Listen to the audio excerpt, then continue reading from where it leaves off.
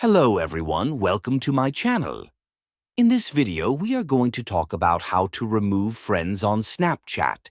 So, let's dive right in. Launch the Snapchat app on your phone. Go to the profile page by tapping on the profile icon located at the top left corner. Scroll down to find the Friends section and tap on the My Friends option. In the My Friends page, find the friend that you want to remove and tap on their profile picture to open their profile. On the profile page, tap on the three dots located at the top right corner and select the Manage Friendship option from the pop-up menu. Now you'll see some options appear on the screen: Block, Report, and Remove Friend. Tap on Remove Friend to remove them from Snapchat. Lastly, confirm it by tapping on the Remove button. And there you have it.